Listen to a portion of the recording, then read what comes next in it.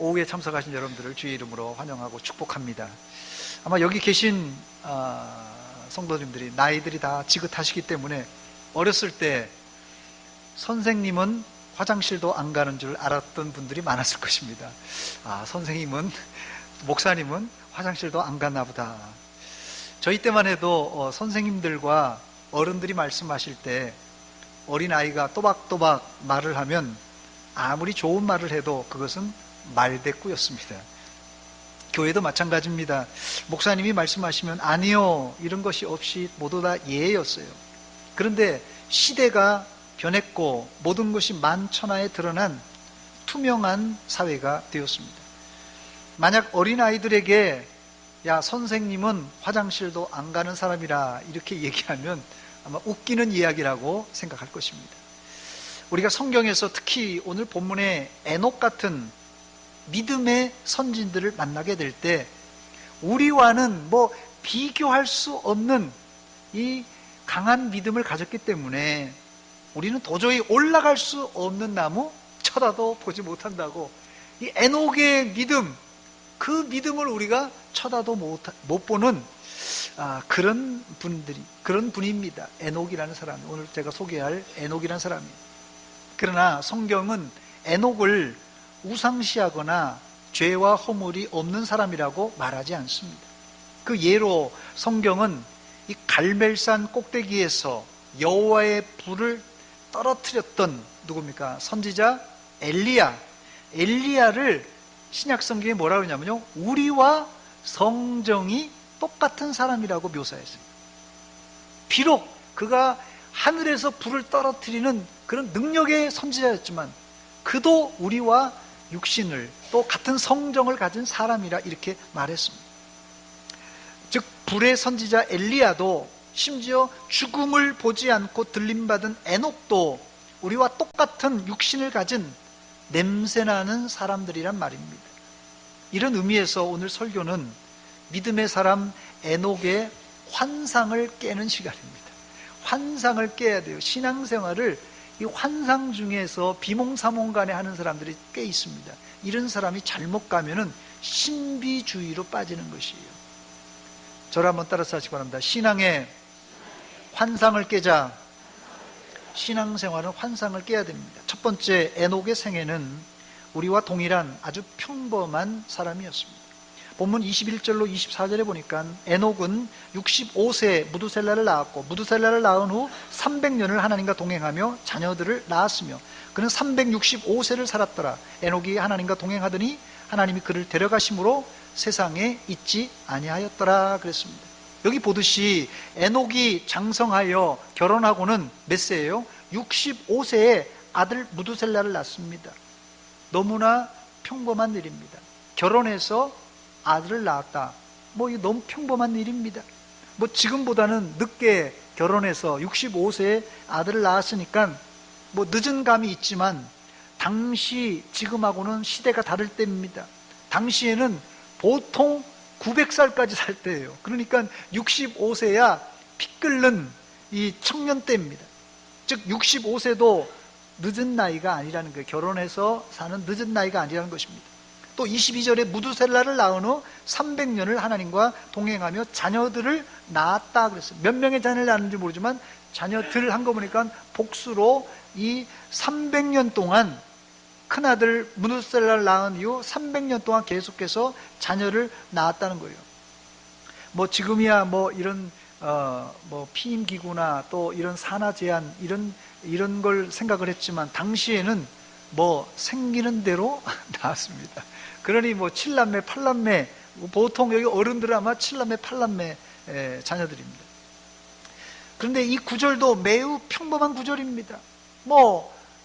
큰아들 낳고 둘째 셋째 낳는 거, 그건 너무나도 평범한 일이에요. 그 다음 구절 23절도 너무 평범합니다. 그는 365세를 살았더라.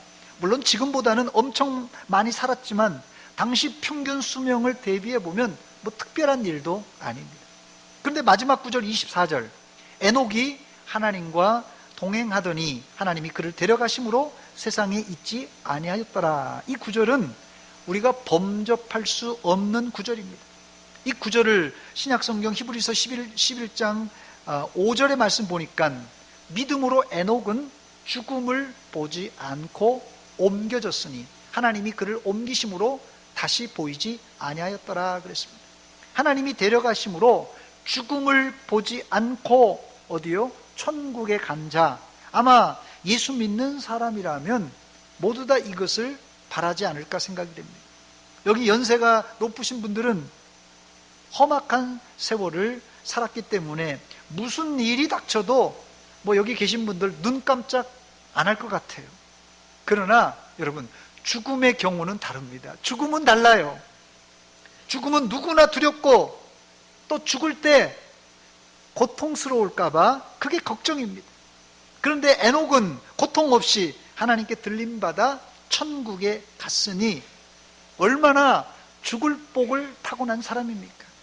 여러분들도 에녹처럼 이런 복된 마무리를 하고 싶지 않습니까? 이런 복된 마무리.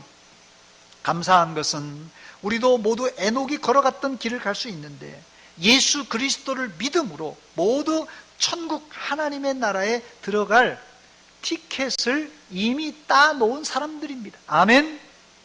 에녹의 죽음은 좁게는 신약의 예수님이 이런 죽음을 맞이할 것에 대한 예고편이고, 넓게는 예수 믿는 우리 모두가 이런 죽음을 맞이할 것이라는 예언입니다. 두 번째, 에녹은 평범을 넘어 비범한 행동을 한 사람인데, 에녹은 하나님을 기쁘시게 한 믿음의 사람이었습니다. 그런데 오늘 본문 말씀을 눈 씻고 봐도 에녹이 하나님을 기쁘시게 했다라는 구절은 나오지 않습니다.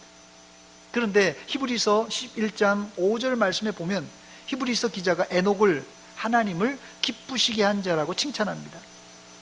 자, 그럼 히브리서 기자는 어떤 근거에서 에녹을 하나님을 기쁘시게 하는 자라고 했던 것입니까? 11장 5절입니다. 믿음으로 에녹은 죽음을 보지 않고 옮겨졌으니 하나님이 그를 옮기심으로 다시 보이지 아니하였더라. 그는 옮겨지기 전에 하나님을 기쁘시게 하는 자라는 증거를 받았느니라. 이 구절에서 과연 에녹이 하나님을 기쁘시게 한 증거가 무엇입니까? 이 구절에는 안 나오고 그 다음 절에 증거가 나오는데 6절입니다. 11장 6절. 믿음이 없이는 하나님을 기쁘시게 하지 못하나니 하나님께 나아가는 자는 반드시 그가 계신 것과 또한 그가 자기를 찾는 자들에게 상 주시는 이심을 믿어야 할지니라고 했습니다. 에녹이 하나님을 기쁘시게 한 이유는 딱 한 가지예요. 에녹이 하나님을 기쁘시게 한 이유는 딱 한 가지. 뭐요? 믿음이었어요. 믿음. 저를 한번 따라서 하시기 바랍니다. 믿음은 하나님을 기쁘시게 합니다. 자, 그렇다면 오늘 본문에서 에녹이 했던 믿음으로 하나님을 기쁘시게 했는데 에녹이 했던 믿음의 행동이 뭐예요 도대체? 믿음이라고 그랬는데 뭘 어떤 믿음의 행동이 있었길래 하나님을 기쁘시게 했습니까? 본문에 두 번 반복해서 나오는 단어가 나오는데 그게 동행이라는 단어입니다. 동행. 22절, 24절에 각각 나옵니다. 22절입니다. 무두셀라를 낳은 후 300년을 하나님과 뭐 했다고요? 동행하며 자녀들을 낳았으며 그랬어요. 24절도 마찬가지입니다. 에녹이 하나님과 동행하였더니 하나님이 그를 데려가심으로 세상에 있지 아니하였더라. 두 번이나 22절, 24절에 동행이라는 단어가 나옵니다. 하나님을 기쁘시게 하는 방법은 무수히 많아요. 하나님을 기쁘시게 하는 방법은 무수히 많지만 그러나 에녹은 하나님을 말 그대로 총체적으로 기쁘시게 했는데 그 총체적으로 기쁘시게 하는 방법이 바로 이 동행이라는 방법을 통해서입니다. 이것을 히브리서 기자는 뭐라고 했다고요? 믿음이라고 그랬어요. 하나님과 동행하는 것을 믿음이라고 그랬어요. 세 번째, 그렇다면 동행이 왜 믿음이고 어떻게 하나님을 기쁘시게 할 수 있습니까? 일단 이 동행이란 뜻이 무슨 뜻입니까, 여러분? 동행이란 뜻이 무슨 뜻이에요? 국어사전에 찾아보니까 동행이란 둘 또는 여러 사람이 같은 길을 간다, 그런 뜻이에요. 동행, 둘이나 혹은 셋, 넷, 여러 사람이 같은 길을 가는 게 그게 동행이란 뜻입니다. 그런데 둘 또는 여러 사람이 같이 길을 가는 것은 쉽지 않습니다. 뭐 짧은 거리, 잠깐은 뭐 별거 아니지만 1시간 동행하고 2시간 동행하고 하루 동행하고 이틀 동행하고 일주일, 한 달, 1년, 2년, 3년 심각합니다. 20년, 30년, 50년, 100년, 300년 동행하는 것은 결코 쉽지가 않습니다. 이렇게 오랫동안 동행하려면 반드시 조건이 맞아야 되는데 두 사람이나 그 이상 여러 사람들이 동행하려면 반드시 첫째, 목적지가 같아야 동행을 할 수 있어요. 목적지가 다르면 동행이 안 되는 거예요. 두 번째로는 같은 목적지라도 동행이란 뜻은 속도를 같이 보폭을 맞춰서 가는 것을 동행이라고 합니다. 앞에 먼저 가고 뒤에 가면 이건 동행이 아니에요. 그래서 이 아모스 3장 3절 말씀에 두 사람이 뜻이 같지 않은데 어찌 동행하겠으며 했습니다. 아모스 선지자는 목적지가 같고 같은 속도로 가는 것을 마음과 뜻이 같다라고 이렇게 표현했습니다. 그런데 이 동행한다는 말이 히브리어로는 그리 대단한 말이 아니에요.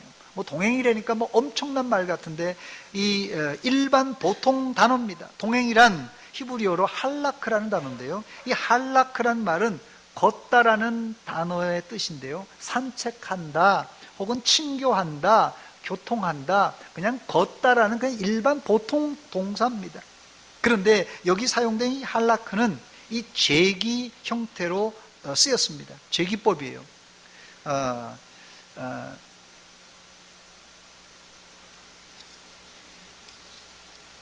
그래서 일반적으로 이 할라크는 일반 동사기 때문에 구약 성경에 제가 찾아보니까 1562회나 이 할라크라는 동사가 나옵니다. 그러나 이 제기 형태의 동사는 한 60회 정도 나오는데 60회 중에 이 동행이라고 번역된 것은, 우리 성경에 동행이라고 번역된 것은 에녹에게 지금 오늘 본문에서 2번, 그 다음에 노아에게 딱 1번, 그래서 구약 성경에 딱 3번만 이 할라크라는 동사가 이 동행이라는 단어로 번역되었습니다. 여기서 우리는 이 에녹과 노아는 하나님과 뜻이 하나가 되어서 함께 했다는 사실을 확인하게 됩니다. 그렇다면 에녹이 하나님과 함께 걷는 것이 왜 하나님을 기쁘시게 한 것입니까?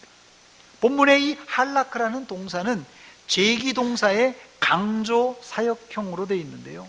이 제기동사의 강조사역형은 자기 자신의 뜻을 다른 사람에게 예속시켜 뒤를 또 쫓아간다, 따라간다, 그런 뜻입니다. 즉 에녹이 하나님과 동행했다는 뜻은 단순히 함께 걸어간다는 뜻이 아니라 자신의 의지를 하나님께 맡기고 하나님과 동행했다, 그런 뜻입니다.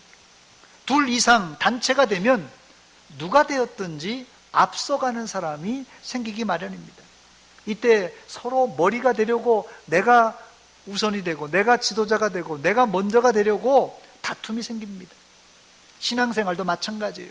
신앙생활도 하나님과 내가 동행하는 것이 신앙생활이에요. 신앙생활에 다른 게 아닙니다. 하나님과 내가 동행하는 것이 신앙생활인데 이 주도권을 누가 쥐느냐에 따라서 이제 신앙생활의 형태가 바뀌는데, 우리가 하나님이 가자는 대로 동행하기도 하지만 반대로 내가 가는 대로 하나님을 억지로 이제 끌고 올 수도 있다는 것이에요. 우리가 하나님을 억지로 끌고 올 수는 없습니다만은 이런 동행은 있을 수가 없겠지요. 어거지로 가는 것은. 그 좋은 예가 아담과 하와의 실수에서 찾을 수 있습니다. 아담과 하와는 선악과를 따먹은 이후에 하나님과 동행할 수 없었어요. 여기에도 할라크라는 동사가 나오는데 창세기 3장 8절로 10절입니다. 그들이 그날 바람이 불 때 동산에 거느시는 여호와 하나님의 소리를 듣고 아담과 그의 아내가 여호와 하나님의 낯을 피하여 동산 나무 사이에 숨은지라. 여호와 하나님이 아담을 부르시며 그에게 이르시되 내가 어디 있느냐. 이르시되 내가 동산에서 하나님의 소리를 듣고 내가 벗었으므로 두려워하여 숨었나이다 그랬어요. 죄를 품고는 누구도 하나님과 동행할 수 없습니다. 반면에 에녹이 하나님과 동행하는 삶은 하나님을 존중하며 하나님이 원하시는 그 뜻대로 따랐던 삶입니다. 그래서 그 하나님께서 원하시는 삶을 걷는 것을 저는 이렇게 표현해 봤어요. 하나님과 친교적인 행동 혹은 인격적인 교제. 이 동행이 다른 것이 아니라 하나님과의 친밀한 친교적인 행동이고 또 인격적인 교제가 된 것입니다. 이게 동행이에요. 죄를 품고는 하나님과 동행할 수 없습니다. 물론 에녹과 노아라고 죄를 안 지었겠습니까?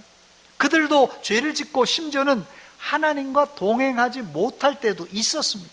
오늘 본문 21절과 22절입니다. 에녹은 65세에 무두셀라를 낳았고 무두셀라를 낳은 후 300년을 하나님과 동행하며 자녀들을 낳았으며 했어요. 이 말을 여러분 좀 엄격하게 풀어보면 에녹이 무두셀라를 낳은 후 300년간 하나님과 동행한 건 분명해요. 무두셀라를 낳은 후 300년간 하나님과 동행했다 했으니까 이거 틀림없는 사실입니다. 그런데 무두셀라를 낳기 전 65년 동안 동행했다 안 했다 기록이 없어요. 불명확합니다. 좀 용기를 얻는 것은 이 구절에서 저는 용기를 좀 얻기를 원하는데, 하나님의 사람들이 하나님과 동행하려고 하지만 우리의 삶을 총정리하면 백날이면 백날 다 모두 하나님과 동행한 사람이 없다는 말입니다. 이 사실만 해도 우리에게 위로가 됩니다.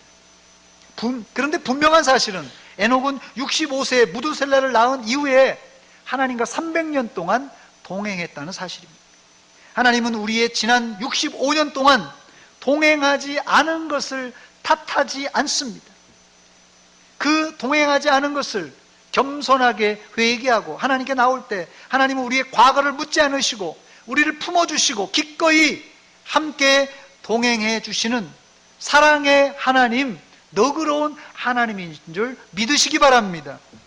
네 번째, 끝으로 실제 우리가 어떻게 하나님과 동행할 것인가. 동행이라고 그랬는데 이거 하나님과 보복을 맞아서 이게 동행을 어떻게 해야 될 것인가. 감사한 것은 에녹은 특별한 일을 하면서 하나님과 동행한 것이 아니라 본문 21절로 23절에 보니까 제가 다시 읽습니다. 에녹은 65세에 무두셀라를 낳았고 무두셀라를 낳은 후 300년을 하나님과 동행하며 자녀들을 낳으며 그는 365세를 살았더라 그랬습니다. 에녹은 노아처럼 엄청난 방주를 짓지 않았습니다. 여호수아처럼 적군을 이긴 적도 없습니다. 그렇다고 하나님과 동행하기 위해서 기도원에 가서 혹은 수도원에 들어간 것도 아닙니다. 처음 이야기로 돌아갑니다마는 에녹은 아주 일상생활 가운데, 평범한 생활 가운데 하나님과 동행했습니다. 어머니와 아이가 함께 사는 것은 특별한 신학 지식이 필요한 것도 아니고 엄청난 지식이 필요한 것이 아니라 상호 신뢰와 사랑으로 아이와 어머니는 동행하고 함께 살 수 있습니다. 에녹이 했던 하나님과 동행은 엄청난 것이 아니라 하루하루 일상생활 가운데 아이를 낳고 아이를 키우면서 하나님과 동행했습니다. 얼마 동안요? 300년 동안입니다. 300년. 여러분, 이제까지 여러분들 신앙생활을 몇 년 차 신앙생활을 했습니다. 처음 예수 믿은 지가 언제예요? 모태신앙도 있을 거고 10살 때부터 20살 청년 때 또 결혼하고 30대, 40대, 50대, 60대 늦지막히 예수 믿는 분도 있을 것입니다. 그럼 여러분의 신앙생활의 총 연수가 얼마나 됩니까? 혹시라도 내가 신앙생활 하면서 지치거나 힘들지 않습니까? 그런데 이 에녹에 비하면 최소한 100년은 신앙생활 해봐야 에녹에게라도 다른 사람에게라도 명함을 내밀 수 있지 않겠습니까? 혹시 이 자리에 주님과 동행하다가 쓰러지고 신앙에 파손한 분들이 계십니까? 다시 일어나 주님과 함께 동행하시기 바랍니다. 멈추면 안 됩니다. 계속 걸으시기 바랍니다.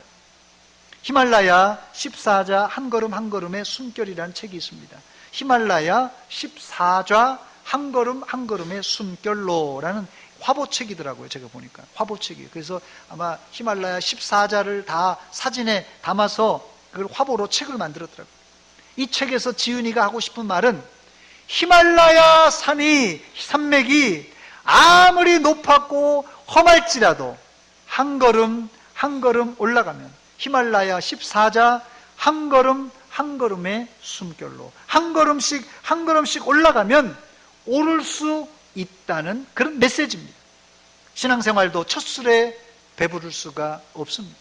한 걸음 한 걸음이 필요합니다. 처음부터 베테랑 등산가가 없듯이 올라가고 올라가다 보면 그게 그 사람의 삶이 되고 사명이 되는 것입니다. 마찬가지로 신앙생활도 한 걸음 한 걸음 나아갈 때, 처음에는 뭐 한 걸음 나가는 게 주일학교 한 번 참석하고 뭐 2주 참석하고 한 달 참석하고 뭐 애들이 참석하는 거 별거 있겠습니까? 그런데 시간이 지나면 그것이 바로 내 삶의 한 모퉁이, 아니 내 인생이 된다는 사실입니다. 말씀을 마칩니다. 하나님과 동행은 하나님과 함께 걷는 것입니다. 하나님보다 여러분 앞장서면 안 됩니다. 그렇다고 하나님과 동행하다가 힘들다고 너무 뒤처져도 안 됩니다. 또 하나님과 방향을 달리해서도 안 됩니다. 하나님과 보폭을 맞추어서 한 걸음 한 걸음 나아가야 됩니다. 여기 군대 갔다 오신 분들은 다 경험했을 텐데요, 열병식을 할 때, 아마 이게 뭐 저희 세대 때는 아마 우리 권사님들도 학교에서 이런 거 하지 않았나 모르겠는데, 열병식 해보셨습니까? 제일 먼저 이제 앞에 뒤에 키를 맞춥니다. 왜냐하면 이게 키가 안 맞으면 보폭이 다르기 때문에. 그래야 행진할 때 이 오와 열이, 이건가요? 열과 오가 앞줄, 뒷줄, 좌우 줄이 맞기 때문에 그렇습니다. 제가 자료사진 하나 준비했습니다. 중국 군대의 열병식 사진입니다. 뭐 좌우가 그냥 착착착 맞아가지고 가는 저 붉은 군대입니다. 저게 됐습니다. 자, 그런데 처음 훈련소에서 하루 종일 훈련을 해도 행군을 하면요, 이게 뭐 앞뒤 줄이 맞지가 않고 삐뚤빼뚤합니다. 그런데 한 달이 지나고 퇴소할 때쯤 되면은 서서히 좌우 옆줄 오와 열이 맞아지기 시작합니다. 행군은 나 혼자 잘해서 되는 것이 아니라 단체로 함께 보조를 맞춰야 하기 때문입니다. 이제 여러분들이 한 해, 두 해 예수 믿은 게 아니지 않습니까? 여기 경력들이 대단하잖아요.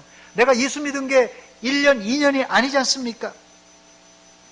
그런데도 하나님과 여전히 보폭이 안 맞는 사람들이 있어요. 성질이 급해서 너무 빨리 가고, 느직느직해서 뒤따라오고, 또 방향을 또 잘못해서 샛길로 가려고 하는 그런 사람들이 신앙생활을 오래 해도 이게 꼭 한 명씩 발견합니다. 꼭 한 명씩 있어요. 군대에서도 행군 가는데 실제로 있었던 일입니다. 제가 의무대에 근무했기 때문에 제일 뒤에 앰뷸런스 타고 가는데, 저는요, 자다가요 엉뚱한 길로 가는 거예요. 막 자면서 그냥 붙들고 그런 친구들이 있습니다. 오랫동안 신앙생활을 해도 우리가 보폭이 안 맞든지 방향이 잘못되어서 내 멋대로 이제 하나님과 동행은 신경도 안 쓰고 갈 수 있다는 것이에요. 이런 사람은 아담과 하와가 실수한 선악과를 따먹고 회개가 아직까지 시원하게 되지 않은 사람들입니다. 이런 사람들은 내 안에 먼저 죄를 청산하고 날마다 주님과 보폭을 맞추기 위해서 한 걸음 한 걸음이 필요해요. 마치 어린아이가 이제 돌 지날 때 한 걸음 한 걸음 할 것처럼 떠듬떠듬이지만 매일같이 하나님의 말씀과 기도, 말씀과 기도를 이제 하나님께 드림으로 말미암아 우리의 영적인 한 걸음 한 걸음이 하나님과 점점 맞춰져 나가는 것입니다. 여러분, 하나님 말씀과 기도가 필요하다고 그냥 말씀만 읽어서는 안 됩니다. 말씀을 읽되 이제 깊이 묵상하는 게 중요해요. 그냥 슬쩍슬쩍 지나가면 이게 무슨 말씀인지 몰라요. 그냥 뭐 내가 한 독했다, 두 독했다, 그게 중요한 게 아니거든요. 내가 한 절을 읽더라도 이것이 어떤 뜻인가 깊이 묵상할 때 깨달음이 있습니다. 기도를 하더라도 그냥 뭐 이거 주세요, 저거 주세요, 그냥 끝나는 것이 아니라 기도도 하나님 앞에 깊숙한 기도, 하나님과의 인격적인 교제가 필요합니다. 그때 여러분들은 날마다 하나님과 보폭을 맞아 한 걸음 한 걸음 나아가는 날마다 새로운 피조물로 변화될 줄 믿습니다. 같이 기도하겠습니다. 하나님 아버지, 은혜와 사랑 감사드립니다. 이 오후 시간에 저희들에게 에녹의 신앙에 대해서 도전을 받았습니다. 에녹이 너무나도 평범하게 신앙생활했고 너무나도 평범하게 하나님과 동행했습니다. 우리도 이제 2020년 연초에 하나님과 보폭을 맞추어서 한 걸음 한 걸음 주님과 동행하는 또 믿음의 승리자가 다 되게 하여 주시옵소서. 예수님의 이름으로 기도하옵나이다. 아멘. 찬송가 430장입니다.